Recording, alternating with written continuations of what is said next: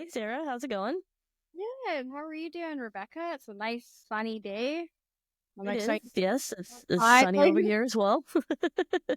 We for have that. similar weather today. Are you getting the So rain coming in tomorrow? we've gotten a few rainstorms. It's been Hmm. like 3 days of good weather, which has been nice to get my dogs out. And we've all been getting a little cabin fever, Right. especially after coming back from Indiana, and I didn't want to drive anymore. So 2 weeks on the road solid will do that to you. So, Mhm. but yeah, no, things are good. Things are good. How are you doing? Good. It's the had the time change, so it's getting dark really early. So I'm actually being relatively successful this year of turning myself into a morning person, which I've tried every year. And this year I'm actually kind of doing it, getting up early so that I can actually get out in the sunshine. So that's been good for my brain. Yeah, yeah, Hmm. Yeah, so let's that's good. talk about Well, speaking of brain and things good for the brain, what are we talking about today? we were gonna talk about kind of dogs and like physiological things that can affect their behavior. Um, so just kind of in general, like health issues, diet, pain, and development phases was sort of what we were thinking about covering today. Yeah, yeah, I think that's a great idea. So, you have listed to start with I think we both have a similar ideas on this with different analogies. You have a stress bucket analogy. I think I use a volcano analogy, layered stress kind of thing. Kind of want to talk about that. Yeah, sure. So, I mean, it's the same kind of concept. It's just a different metaphor. It's sort of like the idea that, um, you know, as beings, we can only tolerate so much stress before it starts to cause changes and deteriorations in our behavior. So you've probably noticed this yourself. Like if you are sick or you're not getting enough sleep, you might be crankier or not having as much patience. And maybe sometimes that only comes out towards your partner, but same thing can happen with dogs. So if have a lot of stress in their life, that can feed over into affecting their behavior. Basically, they're just not gonna be able to tolerate, external stressors. So you may see things like they start to become reactive, they might become aggressive, they might become anxious. So there's a lot of ways that can sort of factor into their behavior. Yes. The main kind of concept is that idea that like the amount of stress that a being can handle before it starts to leak over into in a negative way is kind of finite. It's going to vary for every individual. So like my stress tolerance and my resilience could be very different from yours. And For sure. Yeah. it's the same thing with dogs. Like, one dog might be very resilient and might have a very, very good ability to tolerate a lot of stress, whereas another dog could fly off the handle if there's, a thunderstorm and then somebody walks by the house, and they might take 3 days to recover. So there's a Yeah. huge variance. There's a lot of factors there. It can be genetics. It can be, we're going to talk about some of the non-genetic factors that can vary into an animal's stress tolerance and resilience. It can also be like what the environment is like too.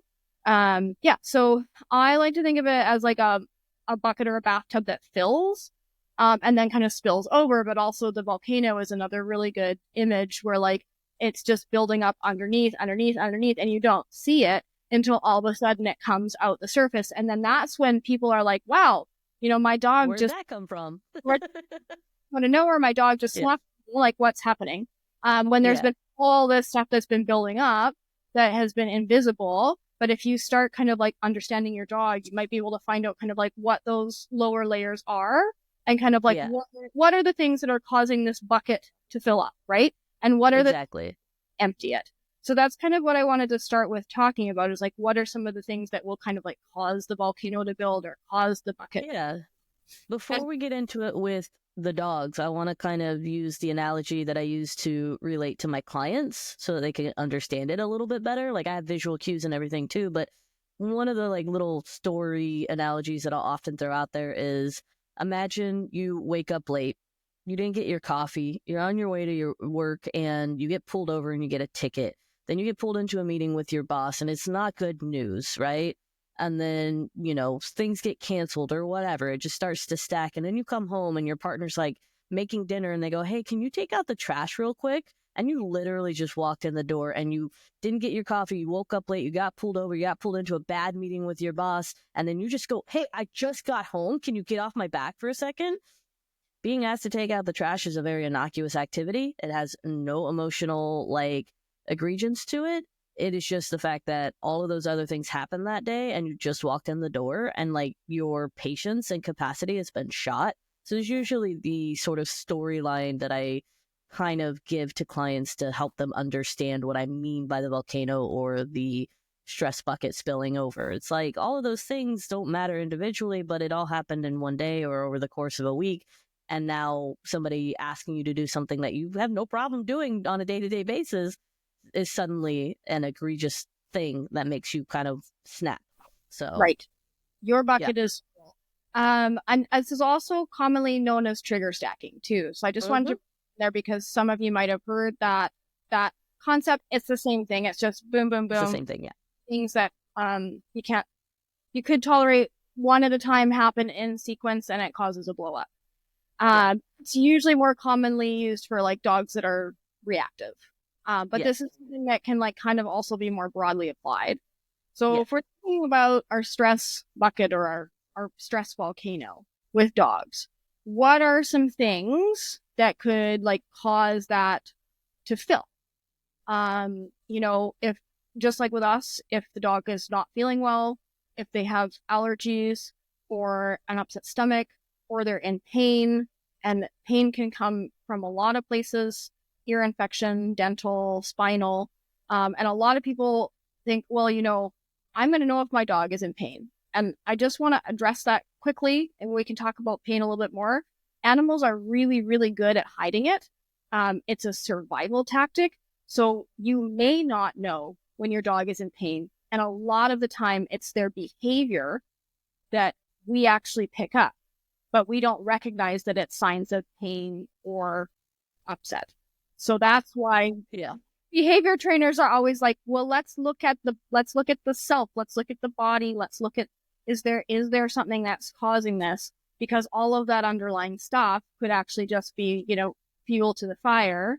And then there's some other situation that comes along and that's just the match that lights the flame, right? But we can help the animal by taking that away. And then, oh, look at it. Actually, that the dog doesn't actually have a problem with kids. It's the fact that he just had no stress tolerance because he was so busy being sore. Or he was so busy having an upset stomach that he couldn't handle that. I know when I'm not feeling good, if my ankle hurts or my stomach hurts, I'm a little bit more finicky. I don't get a good sleep.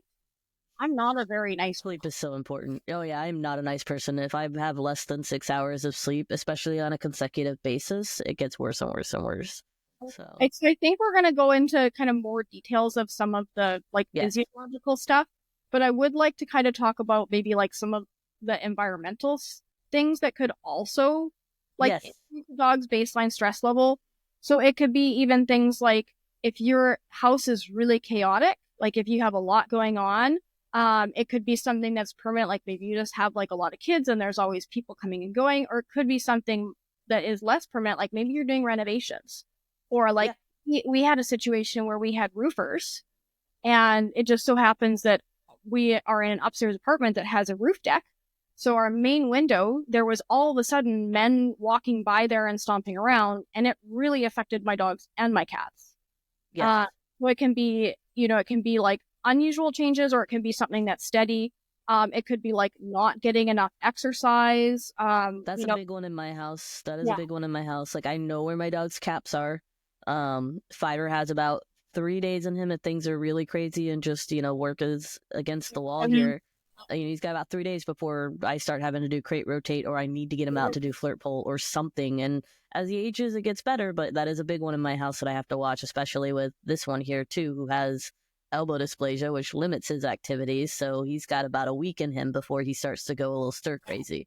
So and I think that over confinement, I'm not saying don't crate your dogs, but I have dealt with people that they kennel their dogs for 12 to 16 hours a day, and I think that's too much. Oh, That over confinement is a big issue. Yeah. yeah, over confinement can definitely increase your dog's baseline stress levels. Definitely fill that bucket. Yeah. There are things in the environment, just like, do you live in a city or do you live That's a rural? big one too. Right? Is your dog sound sensitive? I think that's a new, so over confinement and noise sensitivity. And I know we're just there might be a little bit of just going off on tangents here as normal. Um, those are two that I have recently become more sensitive and aware about with my personal dog as Fiverr gets older, which we will talk about age as well. He is becoming more and more noise sensitive. These weren't problems before; they're problems now. Loud bangs, fireworks. Traditionally, he's never had a problem with them. This is for sure. He's had issues with fireworks, things dropping on the ground. He like winces now. And then over confinement is not normally a problem that I struggle with. However, we drove out to Indiana and drove back. So those were 10, 12, 13, 14-hour days where the dogs were crated in a car for their safety with breaks, but it's still like you take them out for 5 minutes. It's not the same as going on a 30-40 minute hike and you throw them back in the crate. Like he was losing his mind after the second day on the way out there, and on the way back it was even shorter. So And then the other thing that I just want to touch on, because I think we'll go into environmental stuff more deeply in future episodes, is like things in the environment that are like kind of us, like we're part of the environment, right? We're part of the social environment. So if we are not clear and consistent in our communication, that definitely increases dogs' stress, especially if like it comes down to like maybe they could get punished or have like unpleasant circumstances happen sometimes, but it's inconsistent and they don't understand why the aversive is happening. That can cause a lot of anxiety. So that inconsistency and like not having routines and not having patterns can cause a lot of stress and just like not having a lot of clarity in your communication. Yeah, that's also a really big one, and it's one of the reasons that I stress so vehemently on that first lesson on this is the communication cycle we're going to use. This is what this word means. This is why we use it. This is why it's different from this word and why we use this word. So, that's a big crux of like, aside from genetic fulfillment, like clear and consistent communication is a big one. So, yeah, understanding your body and how your body could put pressure on a dog and just even different tones of voice. So that's all really important. Yeah. But we will go into that in more details in the future, I think. I do want to quickly talk about like what kind of things will empty the bucket or like lower the magma inside the volcano. Lower the magma, yeah. Dive into some of this physiological stuff. So I mean, we already talked about lack of exercise being something that fills the bucket. So obviously appropriate exercise on a regular enough basis is going to empty the bucket. So that would be like decompression walks. So I consider decompression walks like ideally off leash. I know that's not reality for everybody, but ideally, if it's safe to do so and you have access to safe spaces, your dog can go off leash. What we want is that they have the ability to move their body freely through nature. And if we can't, if you don't live in the mountains, maybe you can go to a sniff spot. But if you cannot let your dog off leash, then like a long line walk. So you take them on a 20 or 30-foot leash and go to the park and just kind of let them really go where they want to go as long as it's safe to do so. Let them sniff, let them dig, let them roll, all of that stuff that is sort of species specific behaviors that they kind of need opportunities to engage in for their welfare. Yes. So that's definitely a big one. And then play is another one where like play is really good for getting them to have a physical outlet as well as species typical behavior outlet. Player enrichment. I think we're going to talk about that more in maybe next episode. Because there's more than just, I know that we've touched a little bit on it, but sniff games and searching games and food puzzles and stuff like that are all what we would consider levels of enrichment. So yeah, and then like if we talk about environment, like clear predictable routines and patterns and clear communication in the environment, and a person that sort of like understands how to communicate with a dog, and that's two-sided, right? Like understanding our body language and our verbals and how dogs read that, but also being able to read the dog's body language and understand what's saying back to us. Anything you want to add in there? Um, just the one, and this was something that, like, when I was in my 20s and getting into dog training, is like when we talk about routines and structure, if you have like a job, like a retail job, that you don't have a consistent schedule, that's not what we mean. It's not like you leave the house at 9 and come back at 5 and that's your routine and structure. It just means consistency in behavior. So if the first thing you do, you come home and you ignore your dog and then let them out when they're calm, like, there's a consistency of expectation, not necessarily a consistency in a hardline schedule of like a 9 to 5 thing. I just want to clarify on that because I do talk to a lot of people who have separation anxiety dogs. And one of the things that we talk about is building in inconsistency in schedules. So just as a, and we could talk about that as a behavioral thing later, but I just kind of wanted to clarify on structure and consistency that it does not mean if you have an inconsistent schedule of your work that you can't develop some kind of routine or consistency with your dog.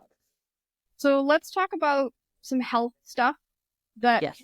kind of commonly impact our dog's behavior by causing increased stress. So like I made a little list here of kind of the basic ones that I usually see. So that would be like illness or disease, which I guess is really the same thing. Allergies is huge. Lots of dogs have allergies to food or environment, and like I can't imagine like having ear infections all the time or being itchy all the time. Like it would drive me absolutely crazy. Another big one is GI upset. So again, like you are like anybody who kind of lives with like IBD or anything will emphasize with this that it like definitely affects your stress. It's very stressful. Yeah. And can have IBD, but also they could just have like upset stomach all the time. It's not a nice feeling. And then No. which is like could be skeletal or could be soft tissue. There was a study that was done, and Nerve issues. yeah, it could be nerve issues, right? Like I know I get a lot of nerve pain, and it's different and it is not fun. But there was a study that was done, and I will have to dig it up to find it for reference. But I was watching a presentation by Dr. Kathy Murphy, and she referenced this, where they actually looked at dogs that presented with aggression issues and looked for physiological issues that potentially could be contributing to this. And 85% of the cases had some sort of physiological root. 85%. And that's what they could find. And most of that was skeletal pain. That was the highest, like neck and back and hips particularly. And then the next highest percentage was GI upset. So it's Yes. pretty common. And that's why dog trainers and behavior consultants are really, really quick to look for physiological issues because it is actually really, really common. And you're not going to fix it by training if the Super dog common. has arthritis, right? No, no. I turned away board and trained ones from out of state. They're like, oh, but my dog has aggression issues, and they were like, it's a Frenchie, and I'm like, have you had its back checked out? And then they're like, him and Han and didn't want to, and this was when I was working for a different company, but they didn't want to assess that. And I was like, I insist on it, and then they canceled the board and train because it turned out that the dog definitely had spinal issues. And the Ugh. dog actually ended up being paralyzed partially from IVDD, or so many D's in there, IVDD. And then they're like, oh, we'll take this dog to the vet. So I'm like, called it. Yeah. Yeah, so it is really common, and I think that's like a big objection is people as pet owners, and I understand this. Like they're gonna say, "Well, I would know if my dog was in pain," but they are so good at hiding it because from an evolutionary background, their life depends on it. So animals are they're Yeah, not big yeah. teeny babies like we are, right? So sometimes you will see it as aggression, and I also think that their communication is different than ours, right? Like a dog that is being a little bit more protective, they don't have English language or Spanish to tell us these things. They express it through behavior. So if your humans are dog's a little bit very more demure or your dog is a little bit more reactive, that is how they're expressing that. humans are very verbal. And then dogs are very Yeah. body language communicators. So we miss a lot of the lower level communication until we learn how to look for that.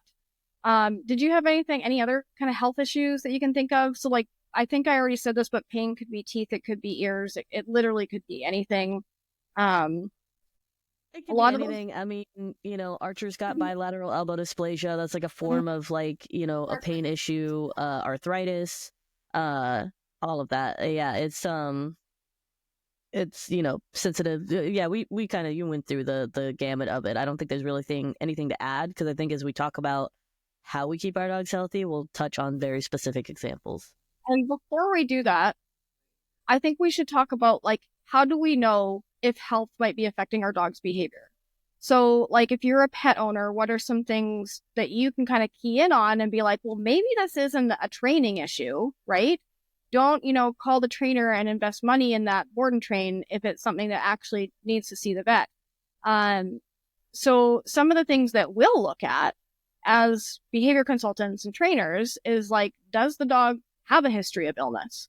So like puppies that have had like parvo or giardia a lot, like maybe their GI tract is still compromised and maybe they're having some stomach problems. So that would Yes. be like a good indication. Or like a dog that has hip dysplasia has been diagnosed with hip dysplasia.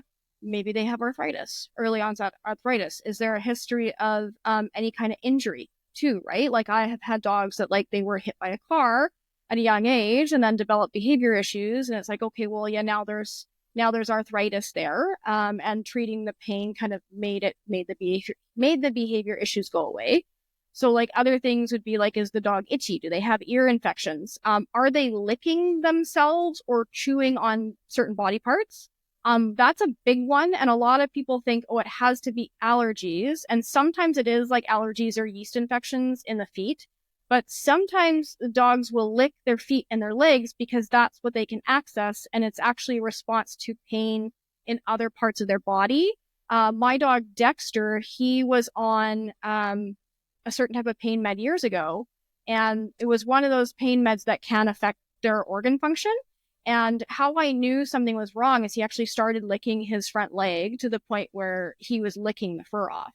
And so we did a blood test and his liver and Right. kidney were fairly elevated. So we took him off the med and that resolved. And then he stopped the licking. So it can be, yeah, the Yeah. licking can be a symptom. A I lot. think the big thing for me when Go ahead. yeah. Um no, it's okay.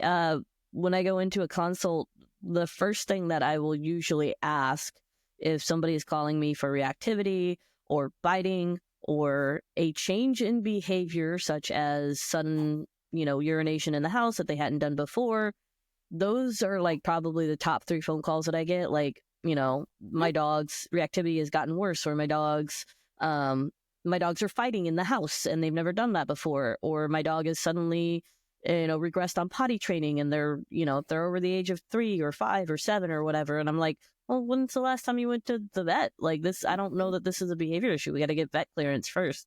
So sudden change in behavior outside the norm is probably where most pet people are going to see a concern enough to call a trainer. And if it is a absolute sudden change in behavior of like my dog has never done this before, or it is getting worse when it's been pretty steady for a while, then go talk to a vet because we can't do anything on a behavior level until we get that assessed. So That's it. I think Fits with a developmental change, which we're going to talk about.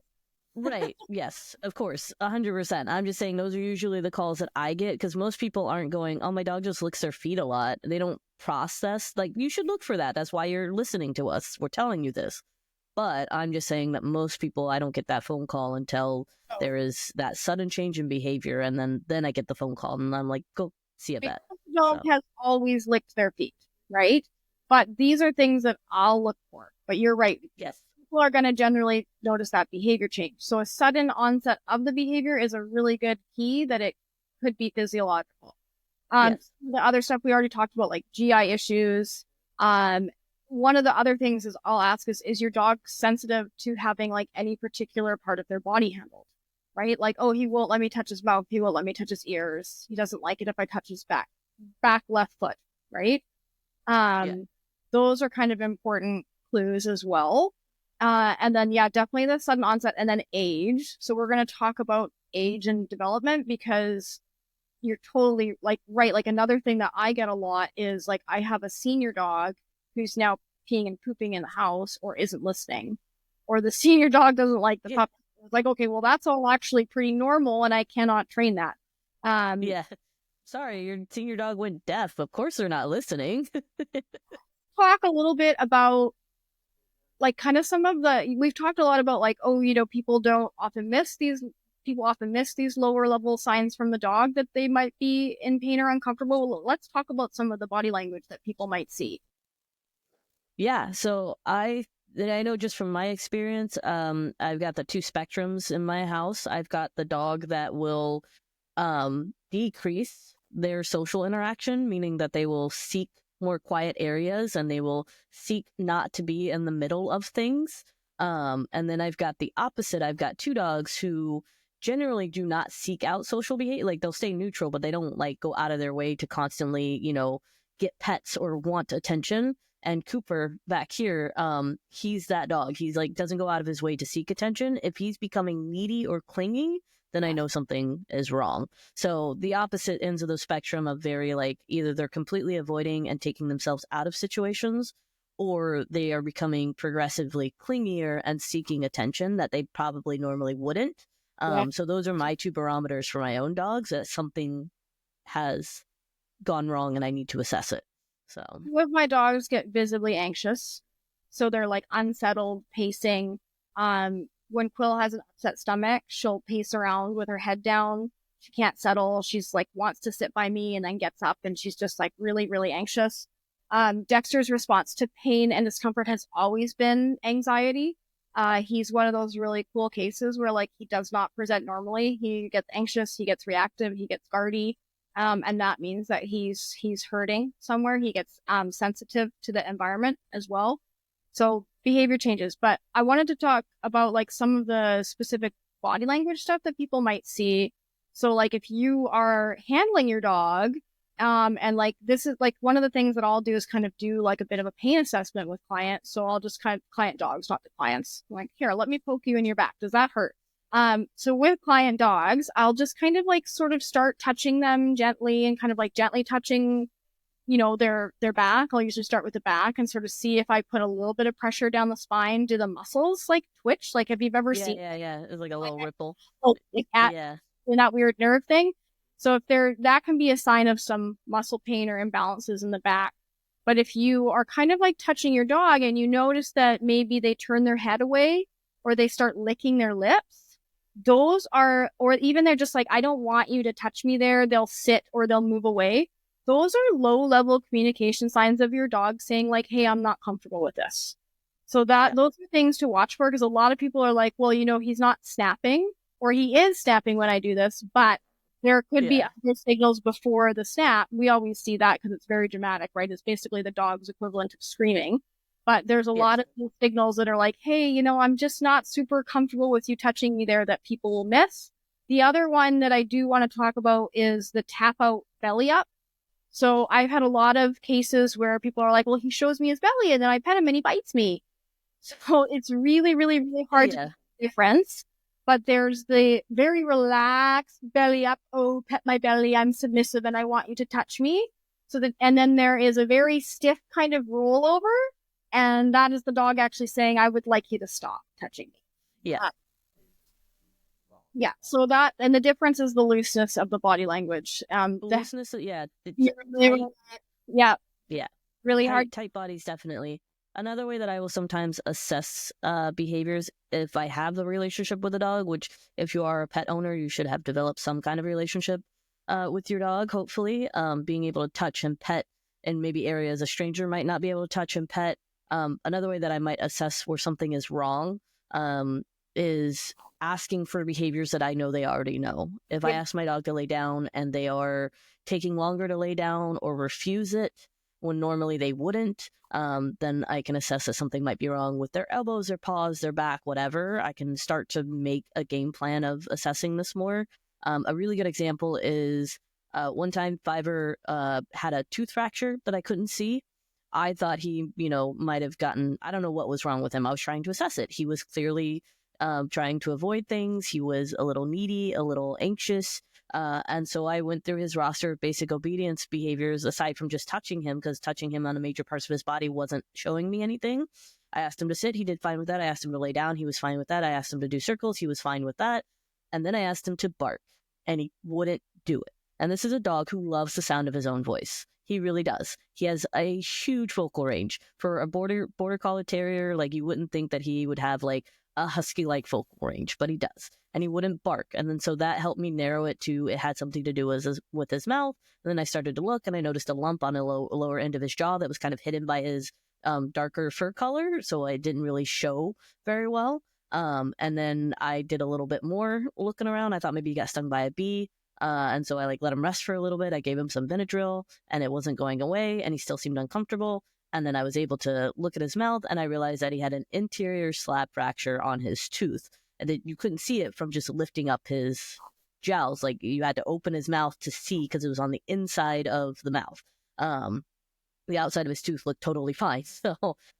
So asking for common behaviors that they know, that they know without a doubt, that can also sometimes help clue you into where a problem might be. Yeah. A lot of the times, like, they won't even be limping, obviously, enough for you to pick it up, right? Like, you have to be really, really good at, like, watching the dog's gait to be able to tell. Do you think we've covered enough there? Yeah, I think we can kind of wrap it up there, and talk maybe a little bit about where we want to go next in the next episode. Well, I think I've got a few more minutes. You can edit this out after. I've got a few more minutes if you want to finish the last little bit that we talked about. If we don't get to developmental phases, but I think we can knock it out, because I have till 12. Okay. Yeah. Rebecca's going to go back and edit this part out. Yes. I see it at 31 minutes. But yeah, no, asking for regular behaviors that they don't normally would refuse to do can help narrow in on some of that stuff as well. Get your dog into the vet. You got to know your dog and get them into the vet. Yeah, which I think that's really good segue. I wanted to talk a little bit about, like, how we can keep our dogs healthy. So not only regular vet checks. So, like, I bring mine in for a checkup every year, whether or not I'm worried about something or not. But I also do recommend, like, regular body work for dogs. So if you have, like, a good chiropractor or massage or kind of physio type person that can work on your dogs, yes, 2 to 4 times a year for, like, an active pet, more for a sport dog is great. And then I also do recommend doing a little bit of basic fitness training, even if it's just some stretches and kind of building core strength. Just like with us, like, a dog having good core strength makes a big difference. Of course, having a good diet. We'll talk a little bit about diet, but neither of us are dietitians, so we're not going to go into it too much. No. Regular exercise and varied exercise, so not always chasing the ball. Yeah, I wanted to hit on that too. Varied exercise. If you're just going out and throwing the ball for your dog over and over and over and over and over again, and then taking them home on a short, cool down walk, that's not varied exercise. Yeah. That's, you need a variety of, slow and steady and, stretches, and just like with the regular human body. So I think one of the biggest things is making sure that they're at a healthy weight, so they're not overweight. A lot of my clients are overweight. So I did just want to kind of, like, talk about, like, what is actually a healthy weight for a pet dog, and how do you tell if your dog is too slim, too heavy. So we actually, with a dog, we want to be able to feel the ribs easily. There should be, like, a light coating of fat. I think the ribs are kind of like a really good indicator, and you don't really want, like, them, like, there should be not just skin over top of them, but a layer of fat. And, like, we don't want hip bones jutting out. They should have a waist kind of between their rib cage and their hips, and a tuck up. But I find that that's a bit of a tuck up. Yeah. A lot of people are like, well, there's a waist, but the dog is still quite overweight. So the ribs are a really good indicator. And, like, I like to use this analogy, like, if you run your fingers along your knuckles, like, you see how there's no fat over top of your knuckles? You don't want the ribs to feel like that. You want them to, like, kind of this part of your fingers where there's a little bit of a coating of fat, but you can feel the bone quite easily. if it feels like kind of the meat of your hand or your thumb and you push and you can't feel any bones, then your dog is too heavy. So cut back the food a little bit. I get this a lot where they're like, well, I feed what it says on the bag. What it says on the bag, you cannot go by because your dog is an individual. Your dog's metabolism is individual. I do not feed what it says on the bag, and I vary how much I feed my dogs seasonally, depending on how active we are. Yeah. Cut the food back, get a lower calorie food. If you're doing a lot of treats, cut the food back or cut the treats back. A lot of people don't realize that like bully sticks and chews like that are quite high calorie. So that's the other thing is like the dog food recommendation is all their calories for the day. If you're doing a lot of treats and snacks and training, then you need to cut that food back. And then more exercise, but I find just cutting the calories back is usually the most effective way. Yeah. And also, like, know your breed. Like, obviously, a Whippet or an Italian Greyhound is going to be structured a little bit differently than, your lab. You kind of got to know your dog, but I'll definitely throw up with our show notes. If I'm able to put an image in, I'll throw in the index what's it called? I can't remember what it's called. There's a name for it. It's a visual representation of what Yeah. a too skinny, that scale.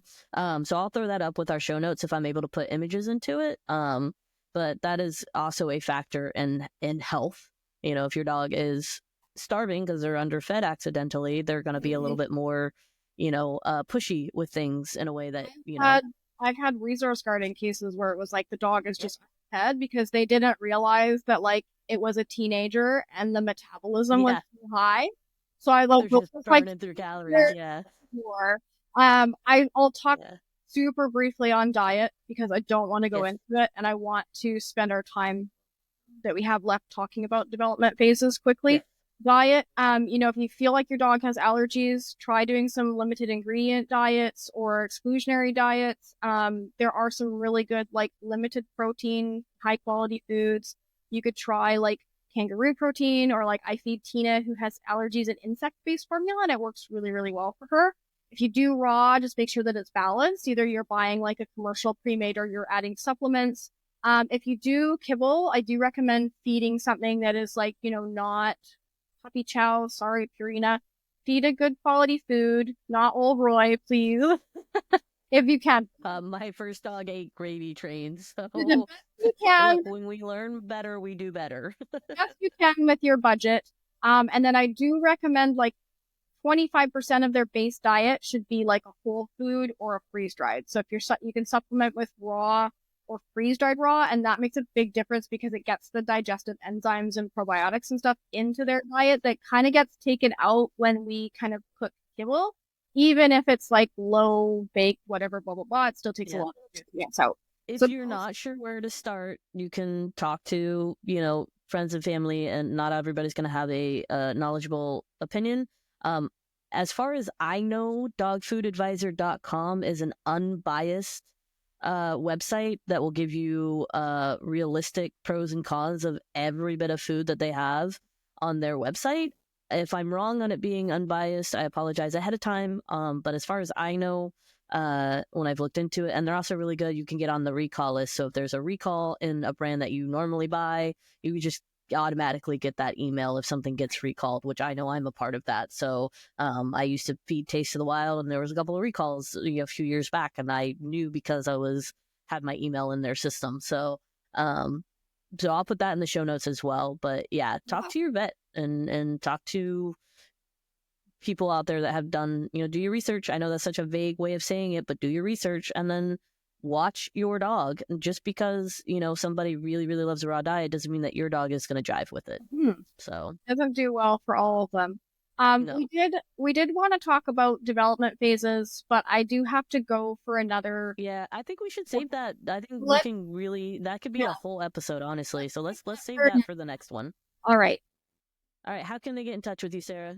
Well, the best way to get a hold of me, you can go to my website and kind of find all my stuff there. So it's www.bnrbc.ca. I do want to plug, I just started a new online group coaching and learning program. And that is called Two Paws Up. So you can find that. I do have links on my website, but also you can go to twopawsup.circle.co and you can kind of find that platform there. I'm also on, all the social medias, probably more consistent on Facebook because I'm old. But yeah, feel free to shoot an email or a Facebook message, or come and check up Two Paws Up. Sweet. I can be reached at dognamics.com, and there'll be links for Facebook and Instagram and all that on there as well. DOGNAMICS, just like my sweatshirt says there, .com. And then, yeah, we'll see you on our next episode where we'll talk about age and development phases. So, yeah, we'll see you then.